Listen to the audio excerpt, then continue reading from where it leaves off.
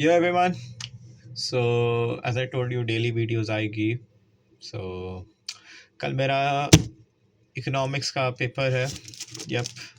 इस ये अगर पता नहीं दिख रहा होगा, नहीं दिख रहा, कवर्ड है. ये है वो बुक.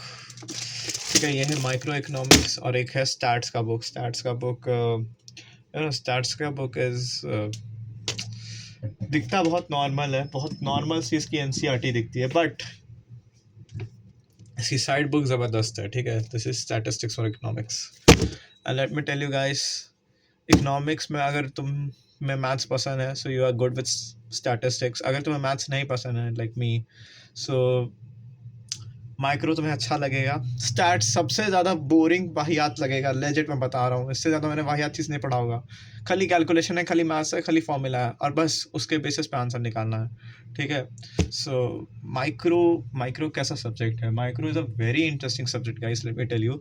मतलब तुम इसमें जो स्टडी करते हो, it's all about economy and market. अब ये देखो, माइक्रो का ना 12th में हो जाता है डिवाइड. माइक्रो तुम्हारा 11th में है, micro plus statistics, but 12th में जाके ये हो जाता है macro plus Indian economic development. ठीक है. अब बोलोगे भैया माइक्रो और मैक्रो में क्या अंतर है? तो ये थोड़ा सा तुम्हें पता चल जाएगा. माइक्रो एक स्मॉल यूनिट, यानी इंडिविजुअल के बोल सकते हो, इंडिविजुअल के ऊपर स्टडी है. और macro is the study in global, मतलब पूरा एक इंडिया का या पूरा एक लार्ज ग्रुप का तुम्हारा कैसे डिमांड है, कैसे सप्लाई है, वो पूरा चीज़ मैक्रो में आता है. ठीक है. So both are interesting, let me tell you. हाँ, बस you have to be good with graphs, क्योंकि इसमें बहुत सारा ग्राफ्स है. तुम्हें थोड़ा बहुत लिखने का भी तरीका चेंज करना होगा. लाइक जैसे तुम लोग नॉर्मल वे में लिखते हो, उस वे में नहीं लिखा जाता है. इस वे में मतलब थोड़ा ना डायरेक्ट पॉइंट्स लिखते हैं हम लोग.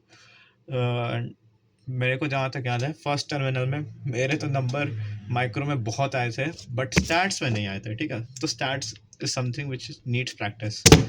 एंड सेकेंड टर्मिनल में इसका जस्ट अपोजिट हो जाता है. ठीक है. मतलब सेकेंड टर्मिनल में जहाँ तक मेरे सर ने बोला है कि इसमें ग्राफ्स अलॉट बहुत ज़्यादा है. And you have to be good with graphs actually. सब याद करके सबको को रिलेट करते हुए चलना होगा. सो that's all about economics. And let me tell you guys, economics is a good combination with science if you want to go in data science. Okay. Economics is also a good combination with humanities. देखो, humanities में सबसे ज़्यादा useful आता है जब तुम mass media या फिर इकोनॉमी या फिर जियो पॉलिटिक्स में जाते हो. So you have all this stuffs. In commerce it is common. ठीक है. मतलब कॉमर्स में तो रहेगा, of course you have to study about business. In science you can go for data science. In economics plus मतलब हाँ, ये कुछ कॉम्बिनेशन है डेटा साइंस और इकोनॉमिक्स का. So that's all for now. And मैं चाहता हूँ, मेरे को टेस्ट का भी पढ़ना है. So wish me luck guys. All right, bye.